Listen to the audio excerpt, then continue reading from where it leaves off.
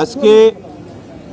রামিসা হত্যা মামলার চার্জ গঠনের শুনানির জন্য দিন নির্ধারিত করা হয়েছিল। আজকে রাষ্ট্রপক্ষে আমরা সকল প্রস্তুতি সহ যথাসময়ে উপস্থিত হয়ে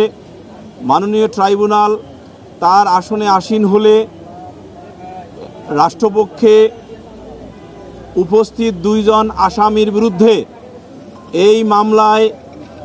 সংগঠিত অপরাধের বর্ণনা চার্জশিটের রেলিভেন্ট অংশ হতে পড়ে শোনানো হয় এবং তারপর ইনকোয়েস্ট রিপোর্ট বা সুরতহাল রিপোর্টে উল্লেখিত সময় উল্লেখ সহ এই মামলার আসামিদ্বয়ের বিরুদ্ধে অর্থাৎ ১ নম্বর আসামি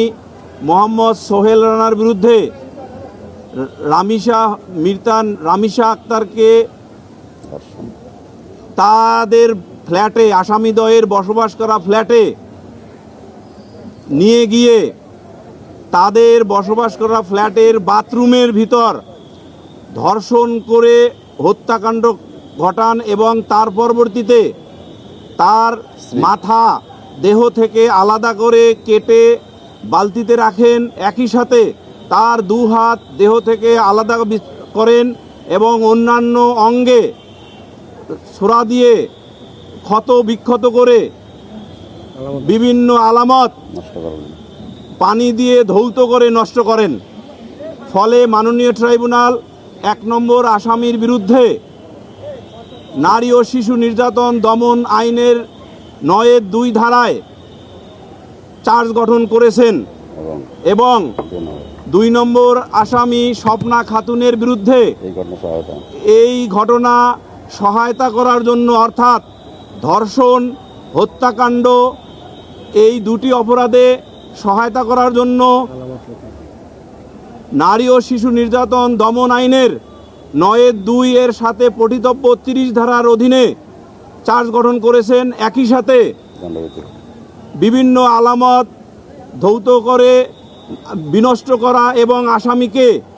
জানালার গ্রিল ভেঙে পালিয়ে যেতে সহায়তার কারণে পেনাল কোডের ২০১ ধারার অধীনে উপরোক্ত অর্থাৎ আগের দুটো ধারার সহিত এই ২০১ ধারাতেই চার্জ গঠন করা হয়। অর্থাৎ স্বপ্না খাতুনের বিরুদ্ধে নারী ও শিশু নির্যাতন দমন আইনের ৯-২, ৩০ এবং পেনাল কোডের ২০১ ধারায় চার্জ গঠন করেছেন এবং এরপরে মাননীয় ট্রাইব্যুনালে নারী ও শিশু নির্যাতন দমন আইন ২০০০-এর ২০-এর উপধারা ২ সাবমিশন আকারে পড়ে শোনায় যে আমরা পড়ে শোনাই এই বলে যে এই আইনের এই বাধ্যবাধকতাকে বলা আছে যে বিচার কার্য শুরু হইলে একটানা প্রতি কার্য দিবসে বিচার কার্য সম্পন্ন করাইবার জন্য পরিচালিত করতে হবে। তখন মাননীয় ট্রাইব্যুনাল এই সাবমিশনে সন্তুষ্ট হয়ে আগামীকাল রাষ্ট্রপক্ষে সাক্ষী উপস্থাপনের জন্য নির্দেশ দিয়েছেন সংশ্লিষ্ট কর্তৃপক্ষকে এবং একই সাথে আগামীকাল থেকে এই মামলার সাক্ষ্য গ্রহণ প্রক্রিয়া একটানা চলিতে থাকিবে।